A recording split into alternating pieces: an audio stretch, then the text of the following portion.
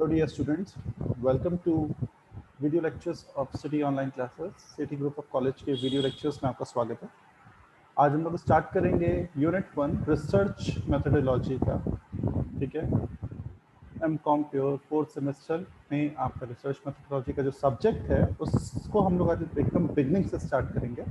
ठीक है, बात करेंगे आज फ्रॉम द वेरी इंट्रोडक्शन, क्या आपका सिलेबस है, किस पार्ट में क्या इंपॉर्टेंट है, सिलेबस कैसे डिवाइडेड है, इन सब चीज़ों पे हम डिस्कस करेंगे and then will start with the unit. Fine, okay. तो जैसे कि आप लोग देख सकते हैं कि इसमें लिखा है कि this unit 1 is divided in some parts, जिसमें कि इंट्रोडक्शन है। बेसिकली इंट्रोडक्शन है आपका nature, scope and significance of business research methodology. यहाँ पे एवरीथिंग इज मेंशन कि सब कुछ इसमें बताया गया है कि आपका जो क्या क्या बिजनेस यानी कि जो रिसर्च मेथोडोलॉजी है, जो रिसर्च आपका सब्जेक्ट है, उसका क्या मतलब होता है, उसका क्या स्कोप या फीचर्स हैं, क्या टाइप्स हैं उसके, इन सारी चीज़ों पे के बारे में इसमें डिस्कस किया गया है। फाइन, फिर ये जो आपके इन्हीं सिलेबस को हमने टॉपिक्स के पार्ट में इसको डिवाइड किया है, यानी कि इसको सेग्रीगेट किया टॉपिक्स के पार्ट में, that is nature and scope of business research methodology. ठीक है ना, एंड फिर उसी तरह से हम लोग इसको कई हमने अलग अलग वीडियो लेक्चर्स में डिवाइड किया गया। आपके सारे जितने भी जो वीडियो बनाए जा रहे हैं उससे रिलेटेड नीचे नोट्स और नोट्स के नीचे वन लाइनर क्वेश्चंस भी हैं, जो आपको ERP पे बाकी चीज़ें अवेलेबल है, लिखा भी है one liner and descriptive notes available on download section of ERP। सबके पास ERP लॉगिन है, आप उसको यूज़ करिए और उसमें आपको सारी चीज़ें मिल जाएंगी। फाइन, तो आज हम लोग स्टार्ट करते हैं अपना यूनिट 1 का लेक्चर 1 का first topic, which is your nature scope of business research methodology. काफ़ी आता है एग्जाम में ये आपके, ठीक है, तो आपको ये पढ़ना है और ये आपके काम आएगा। तो स्टार्ट करते हैं हम। पहला है question, what is the nature and scope of business research methodology, यानी कि रिसर्च क्या है, होती क्या है, उसका नेचर क्या है और स्कोप क्या है। तो बेसिकली अगर हम रिसर्च की बात करें, if you are talking about research, तो यहाँ पे देखिए आप, रिसर्च का मतलब क्या है। Research is defined as a careful consideration of study regarding a particular concern. एक साइंटिफिक इन्वेस्टिगेशन है। बेसिकली जब हम कुछ नया ढूंढते हैं किसी चीज में, यानी कि हम कुछ नया डिस्कवर करना चाहते हैं, या सब सिंपल भाषा में कि हम अननोन से नोन पे जाते हैं। दो चीजें होती हैं, एक होता है कि हमें कुछ नहीं पता है, एक है हमें कुछ पता है। तो अगर आप अननोन है, जैसे कि लिखा हुआ है, तो आप रिसर्च करते हैं, आप कई सारी इंफॉर्मेशन उस किसी टॉपिक पे या जिस चीज़ के लिए आप रिसर्च कर रहे हो उस पर कलेक्ट करते हैं, तो आप अननोन से नोन हो जाते हैं। यानी कि आपको पहले कुछ नहीं पता, अब कुछ नहीं पता से आपको थोड़ा बहुत या अच्छा खासा पता होता है। इसलिए देखो लिखा हुआ है, it is actually a voyage of discovery. ये वॉयज ऑफ डिस्कवरी है कि इसमें चीज़ें हम डिस्कवर करते हैं, हम खोजते हैं, हमें चीज़ें मिलती हैं। ठीक है, और वी गेट समथिंग न्यू, कुछ नया मिलता है, यानी कि पुरानी चीज़ों के साथ साथ हमें कुछ नई इंफॉर्मेशन मिलती है। ठीक है, इसलिए मूवमेंट है ये अननोन से नोन का, इसीलिए वर्ड यूज करते हैं रिसर्च। री का मतलब होता है फिर से, यानी कि अगेन, और सर्च का मतलब होता है कुछ ढूंढना। ठीक है ना, कुछ फाइंड आउट करना, तो दैट इज कॉल्ड रिसर्च, इसको हम रिसर्च कहते हैं। ये रिसर्च का क्या होता है, मतलब होता है। ठीक है, उसके बाद आगे बढ़ते हैं हम लोग। ये डेफिनेशन दी है अर्ल रॉबर्ट बैबी ने। डेफिनेशन आप किसी की भी लिख सकते हैं, कोई हार्ड एंड फास्ट नहीं है कि आपको अर्ल रॉबर्ट बैबी की लिखनी, जिसकी आपको डेफिनेशन ठीक लगे आप उसकी लिखिए, लेकिन डेफिनेशन का एक नियम होता है, डेफिनेशन जिसकी भी लिखा करें, डेफिनेशन हमेशा उस इंसान के अकॉर्डिंग उस शख्स को होनी चाहिए। फाइन, उसके बाद लिखा हुआ है और उसी की भाषा में भी होनी चाहिए, ये नहीं कि आपने शब्द का मतलब यहाँ पर उनकी जो उन्होंने एग्जैक्ट वर्ड लिखा है वो एग्जैक्ट उसकी लैंग्वेज में ही, उन शख्स की या जो भी ऑथर है उनकी लैंग्वेज में होनी चाहिए। यानी कि आपने अपने अनुसार लिख दी मीनिंग और उसमें लिख दिया अकॉर्डिंग टू, नहीं, वो गलत हो जाएगा। There is a difference between meaning and definition, जो कि आपको क्लियर होना चाहिए। फाइन, ओके, आगे बढ़ते हैं। अब देखो इसमें दिया हुआ है कि आपका नेचर ऑफ रिसर्च क्या होता है। रिसर्च का नेचर क्या होता है ये देखते हैं। सबसे पहले नेचर ऑफ रिसर्च में हम बात करते हैं, सोल्यूशन ओरिएंटेड होता है ये। रिसर्च क्यों की जाती है, रिसर्च बेसिकली इसलिए की जाती है ताकि आपको समस्या का समाधान मिल पाए। The problem of research must be clearly defined and stated. क्या समस्या है, आप क्यों रिसर्च कर रहे हैं, ये आपको बहुत क्लियरली बताना पड़ता है, ताकि आपको उस प्रॉब्लम का सोल्यूशन मिल जाए, और ये उसी के लिए रिसर्च की जाती है। सेकंड है आपका लॉजिकल। रिसर्च हमेशा एक लॉजिक के फॉर्म में होनी चाहिए। लॉजिक का मतलब कह सकते हैं कि मतलब रिलेशन होना चाहिए।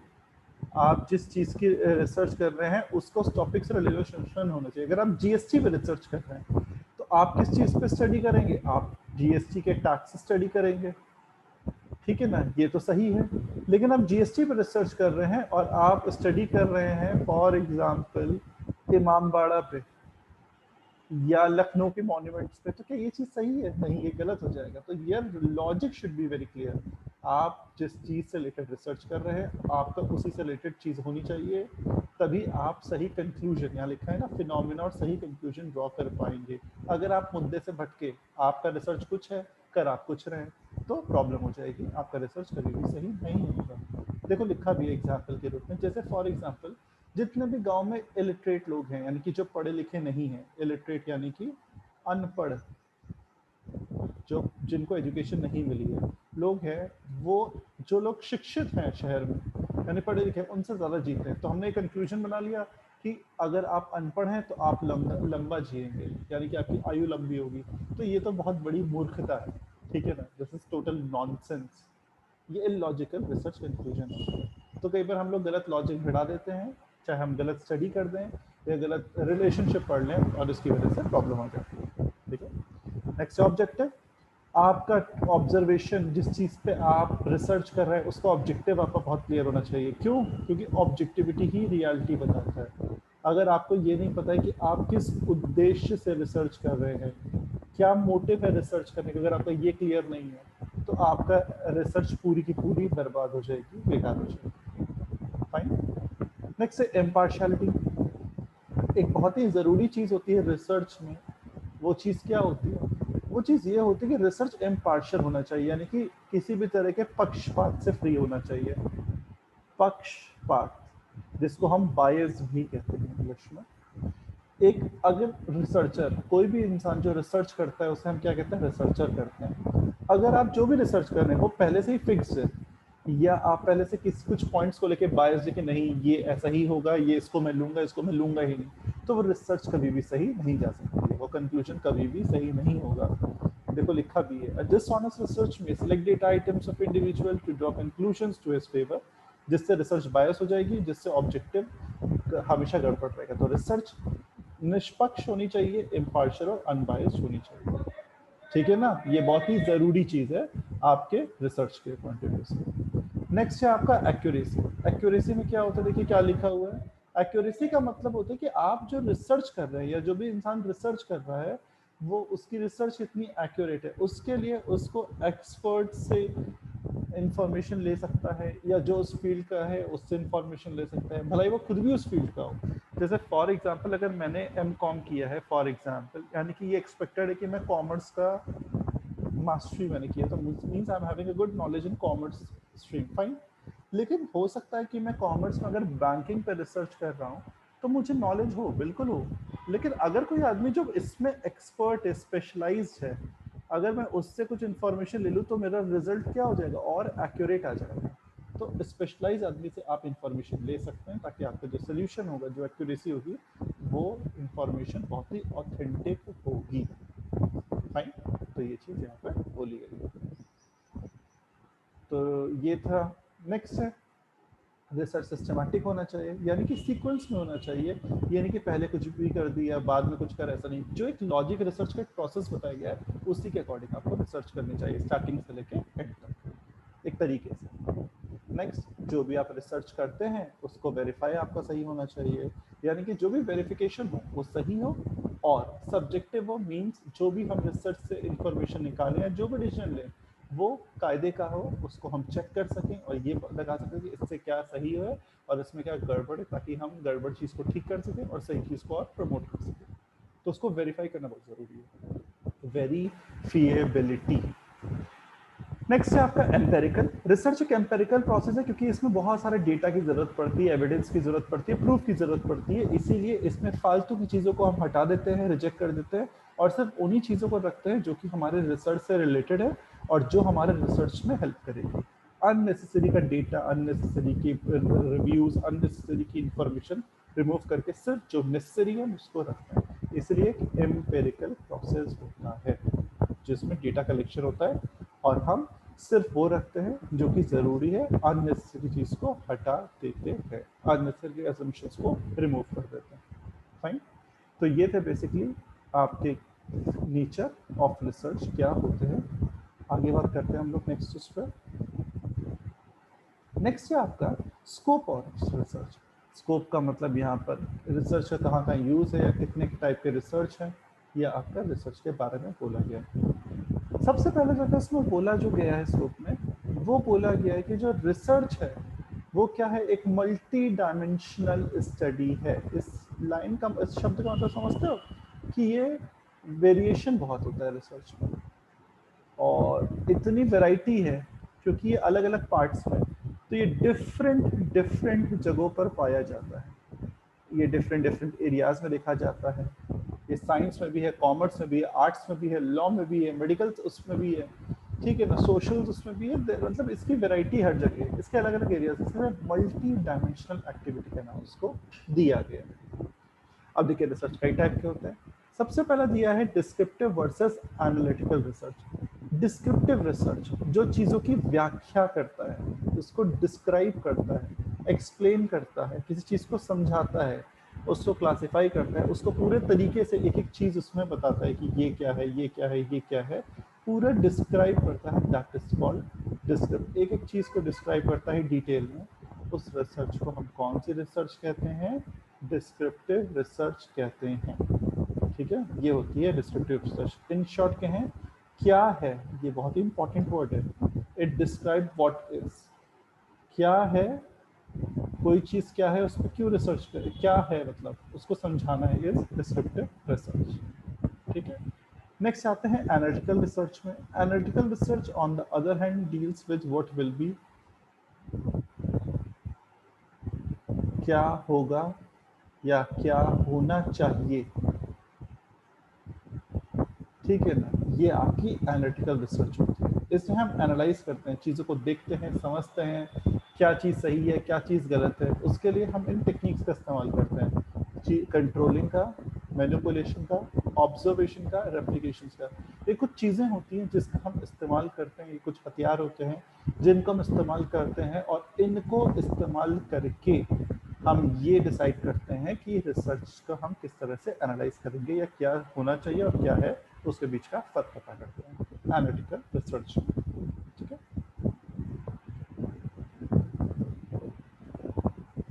नेक्स्ट है आपका applied versus fundamental research. Applied versus fundamental research बहुत ही सिंपल है और बहुत इंटरेस्टिंग है। ये action, applied research action oriented होता है या सोल्यूशन ओरिएंटेड होता है। किसी भी समस्या का तुरंत समाधान निकालना, एक्शन रिसर्च। ठीक है ना। अप्लाइड, सॉरी, जिसको एक्शन ओरिएंटेड या सोल्यूशन ओरिएंटेड भी कहते हैं। तुरंत, यानी कि कोई बहुत बड़ी समस्या तुरंत, कोविड-19 बहुत बड़ी समस्या है, तो इस पे तुरंत काफ़ी रिसर्च होनी शुरू हो गई थी। दिन 24-24 घंटे साइंटिस्ट पे रिसर्च कर रहे थे, टीम्स बन रही थी। और क्यों? ताकि इसकी वैक्सीन तैयार की जाए और वैक्सीनेशन करके कोविड-19 की समस्या को समाप्त किया जा सके। और जो कि आप देख ही रहे हैं, वैक्सीनेशन कई महीनों की तपस्या है, कई महीनों की मेहनत है साइंटिस्ट की, डॉक्टर्स की, जिसकी वजह से आज हम एक्शन ओरिएंटेड काम का रिसर्च का रिजल्ट वैक्सीन पा रहे हैं। तो ये जब भी कोई प्रॉब्लम जिसको इमीडिएट सोल्यूशन की जरूरत होती है, तुरंत उसका समाधान चाहिए होता है, तो हम कौन सी रिसर्च यूज करते हैं? अप्लाइड रिसर्च का इस्तेमाल करते हैं प्रॉब्लम का सोल्यूशन पाने के लिए, वो भी as soon as possible. Next है fundamental research. Fundamental research basically वो रिसर्च होती है जिसमें कि हम लोग बेसिक से शुरू करते हैं, थ्योरीज, कॉन्सेप्ट, प्रिंसिपल्स को लेके चलते हैं, सारी टेक्निक्स, हर चीज़ को बहुत ज़्यादा बेसिक पे लेके चलते हैं, एकदम धरातल पे, एकदम बेस पे लेके चलते हैं।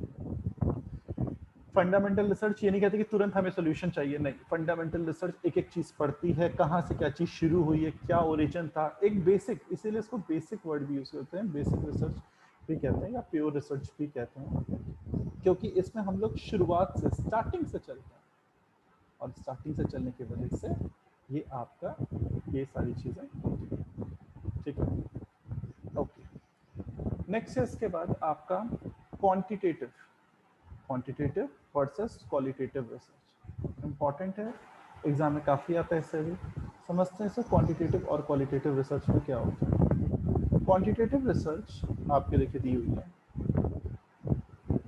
Quantitative versus qualitative research. जब रिसर्च हम बेसिकली क्यों कर रहे हैं, हमारा रिसर्च करने का उद्देश्य जो है वो नंबर के फॉर्म में, यानी कि हम रिसर्च कर रहे हैं और वो रिसर्च हम इसलिए कर रहे हैं ताकि हमारी जो शोध है उसको हम प्रूव कर सकें, नंबर के फॉर्म में प्रूव कर सकें, पर्टिकुलर स्केल के फॉर्म में प्रूव कर सकें। दैट इज योर क्वांटिटेटिव, यानी कि हम उसको प्रूव कर सकते हैं बेसिकली, वही हम क्या कहलाता है, उसी को हम कहते हैं क्वांटिटेटिव रिसर्च।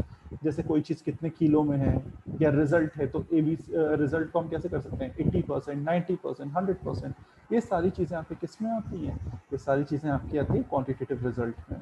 100 बात की एक बात, जिस चीज़ को हम क्वांटिटी के टर्म्स में मेजर कर सकें, क्वांटिटी के टर्म्स में प्रेजेंट कर सकें कि अरे पेट्रोल तो बड़ा महंगा हो गया। तो आपका सवाल है पेट्रोल कैसे महंगा हो गया, तो हम बताएंगे भाई पेट्रोल ऐसे महंगा हो गया कि ये 100 रुपये पर लीटर चल रहा है। तो कहा क्यों, कह रहे कुछ महीने पहले तो ये 80 का था, तो 20 रुपये पर लीटर बढ़ा ना। तो ये जो था ये होगा आपका क्वांटिटेटिव। हम क्वांटिटी के टर्म्स में कोई चीज़ इसको हम कैलकुलेट कर सकते हैं, मेजर कर सकते हैं, उसके टर्म्स में हम लोग बात कर रहे हैं, ठीक है। नेक्स्ट है आपका qualitative research. On the other hand qualitative research क्या होता है, क्वालिटेटिव रिसर्च बेसिकली कुछ नहीं, ये अपना वो काम करता है जो कि नॉर्मली क्वालिटी को दर्शाता है, यानी कि इसमें हम कोई स्केल या मेजरमेंट को नहीं पढ़ते हैं, इससे हम बेसिकली पढ़ते हैं इमोशंस को, फीलिंग्स को, इन सब चीज़ों पे ध्यान देते हैं कि कोई चीज़ कैसे हो सकती है, कोई आदमी कैसा सोच रहा है, वो कैसा फील कर रहा है, ठीक है ना। इन सारी चीज़ों पे आपका ये सब शुरू होता है। क्या शुरू होता है, क्वालिटेटिव रिसर्च। इंसान का बिहेवियर, देखो लिखा भी है यहाँ पे, ह्यूमन का बिहेवियर कैसा है, उसे क्या पसंद है क्या नापसंद है, वो अच्छा का फील करता है बुरा का फील करता है, इंसान क्या सोच सकता है, वो गलत सोच से क्या उसके असर हो सकता है। This is all what we called, कौन से research, this is all what we called qualitative research कहते हैं। बात समझ में आ गई। नेक्स्ट है आपका कॉन्सेप्चुअल वर्सेस एम्पेरिकल रिसर्च।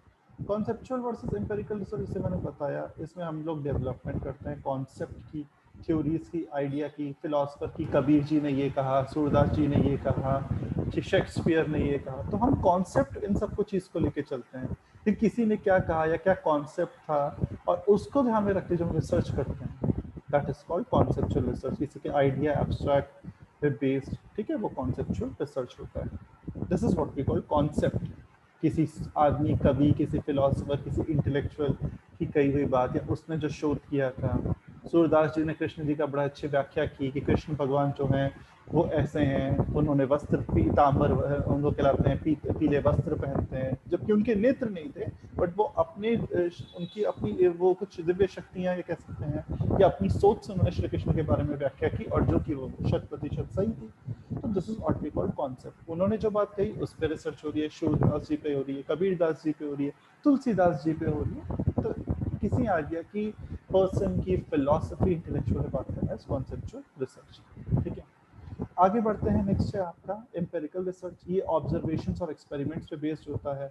इसमें सेम भाई हम थ्योरीज, प्रिंसिपल यूज करते हैं, मॉडल्स यूज करते हैं, टेस्ट करते हैं, एक्सपेरिमेंट करते हैं, और फिर रिजल्ट देखते हैं कि क्या रिसर्च का जो था उद्देश्य वो पूरा हुआ कि नहीं हुआ। तो बेसिकली साइंटिफिक नेचर को इन्वॉल्व करने के लिए जो टेक्निक का यूज करते हैं वो आपकी क्या कहलाती है, एम्पेरिकल रिसर्च, ठीक है। इसके अलावा भी कुछ रिसर्च होती है, आइए देखते हैं। इसके अलावा जो रिसर्च होती है वो कुछ अदर भी होती हैं जो कि छोटी छोटी रिसर्च है। सबसे पहले होती है आपकी हिस्टोरिकल रिसर्च, ऐतिहासिक रिसर्च, जो कि इतिहास से बनी है, ठीक है ना। डॉक्यूमेंट्स, मॉन्यूमेंट्स, किताब, कोई भी चीज़ जो बहुत ही पौराणिक है, मतलब पौराणिक इन द सेंस बहुत ही ऐतिहासिक है, पुरानी है, ठीक है ना, वो आपकी हिस्टोरिकल रिसर्च हो जाएगी। मार्केट रिसर्च, मार्केट की स्टडी करने के लिए कि मार्केट में प्रोडक्ट कैसा चल रहा है, कुछ नया प्रोडक्ट कैसे आ सकता है, इस प्रोडक्ट में क्या चेंज कर दें, कस्टमर की डिमांड जानने के लिए मार्केट रिसर्च की जाती है। एजुकेशनल रिसर्च, नाम से ही समझ में आ रहा है, एजुकेशनल सिस्टम को समझने के लिए होती है। सोशल रिसर्च, सोसाइटी की सामाजिक जो समस्याएं हैं उसको समझने के लिए होती है। फील्ड रिसर्च, जो कि हम फील्ड पे मार्केट में रिसर्च करते हैं बेसिकली कुछ जानने के लिए।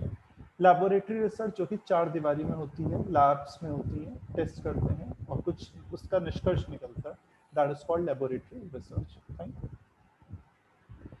ओके, तो अब हम लोग बात करते हैं, ये तो आज का हमारा टॉपिक था जिस पे हम लोगों ने डिस्कस किया यूनिट 1 का इंपॉर्टेंट क्वेश्चन, यूनिट लेक्चर 1 का क्वेश्चन 1। अब इसके बेस पे हम लोग कुछ वन लाइनर डिस्कस करेंगे कि क्या वन लाइनर जो कि आपके इम्पोर्टेंट के एग्जाम के पॉइंट ऑफ व्यू से इम्पोर्टेंट है आ सकते हैं।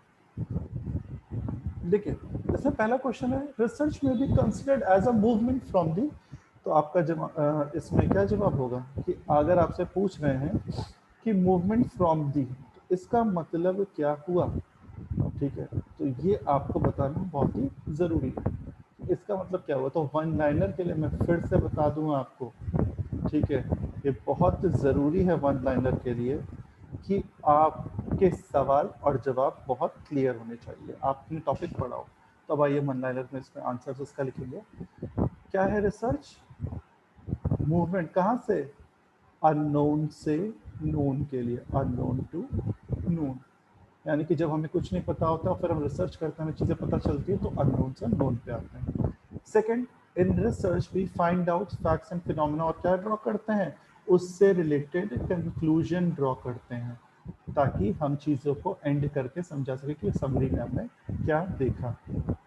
नेक्स्ट, रिसर्च से क्या रिजल्ट होता है, जिसको क्या होता है, जो भी रिजल्ट से निकल के आता है उसको हम क्या कर सकते हैं, चेक कर सकते हैं कि वो कितना सही है, यानी कि वेरिफिकेशन का काम कर सकते हैं।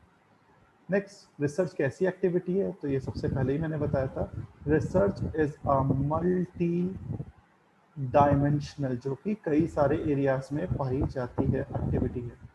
वो कौन सी रिसर्च होती है जो व्हाट इज डिस्क्राइब करती है, तो आपका जवाब तुरंत होगा, अभी हमने डिस्कस किया था, उस रिसर्च का नाम होता है डिस्क्रिप्टिव रिसर्च, जो कि डिस्क्राइब करती है।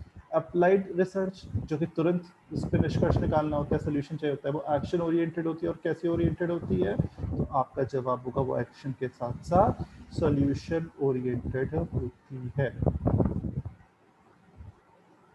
नेक्स्ट, वो कौन सी रिसर्च होती है जो कि वेरिएबल जिसको मेजर कर सकते हैं उस पर डिपेंडेंट होती है, तो इसका जवाब होगा वो क्वांटिटेटिव रिसर्च होती है, जो कि क्वांटिटेटिव वेरिएबल्स पे होती है।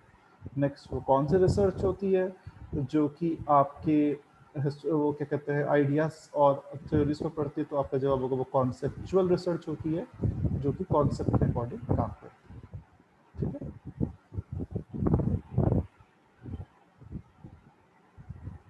नेक्स्ट है, दो इसमें और रह गए हैं, इसको भी हम डिस्कस कर ही लेते हैं।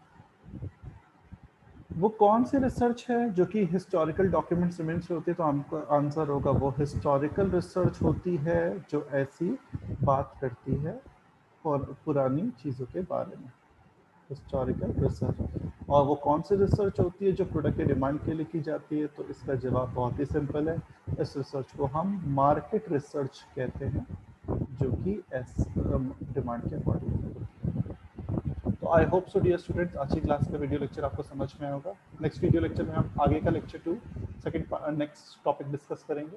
तब तक के लिए पढ़ते रहिए, होमवर्क करिए, ध्यान रखिए, सेफ रहिए और जस्ट बी पॉजिटिव, ठीक है, पॉजिटिव अप्रोच रखिए और पढ़ाई करते रहिए। ऑनलाइन वीडियोस टीचर मेहनत से बना रहे हैं आपके लिए, तो आप उसका यूज़ करिए। ठीक है, मिलते हैं नेक्स्ट वीडियो लेक्चर में, तब तक के लिए take care everyone, have a nice day.